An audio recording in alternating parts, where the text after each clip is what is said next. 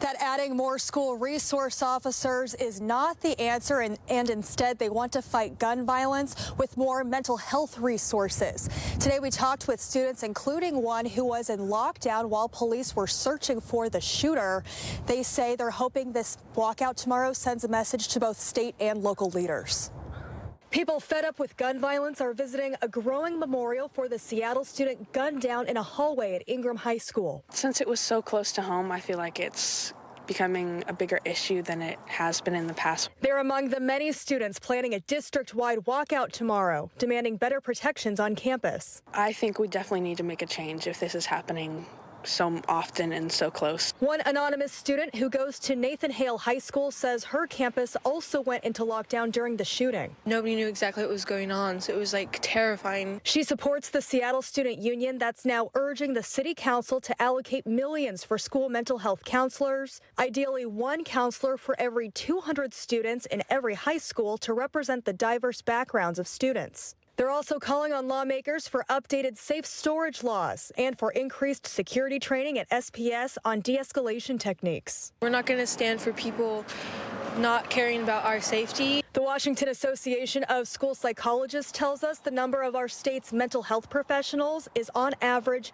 2 times higher than the national recommendation. Some students believe having more mental health resources may not have prevented last week's tragedy, but it could stop something similar in the future. Especially after COVID, there's so much that students and people are going through. Yeah, they're still looking for the suspect tonight. They put out a picture of the suspect vehicle. We're going to show you that in a few seconds. But tonight we're told 9-year-old Isaiah is improving in the hospital in serious condition after he was shot.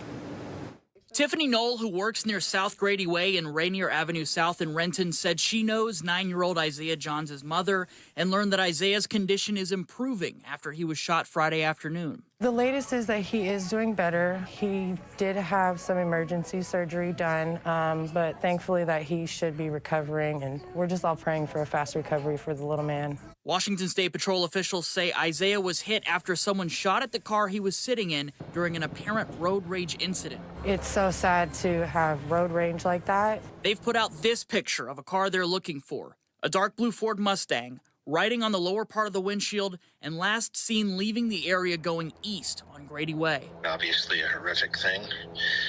And so our detectives, are interviewing everybody obviously possible. Trooper Rick Johnson with WSP said right now they're working to track down that car and the accused shooter. Johnson saying shootings are up on roads this year, some attributed to road rage. However it started or what was going on, it obviously ended tragically, and we want to bring the suspect to justice on this one.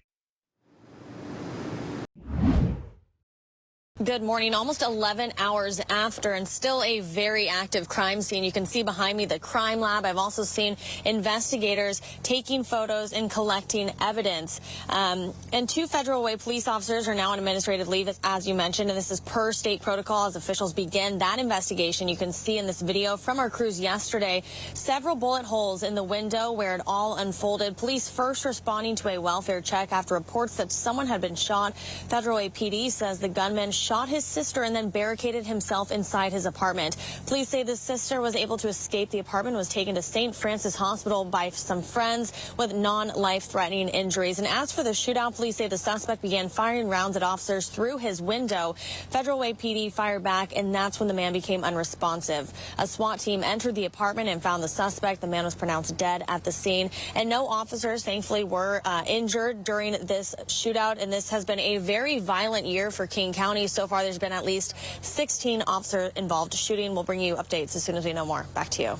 Hi, everyone. I'm Preston Phillips from KOMO News. Thanks for checking out the KOMO YouTube channel. You can see more of our videos right here by clicking on the video links for more news from the Seattle area and Western Washington. Oh, and don't forget to click the subscribe button below so you don't miss our YouTube updates.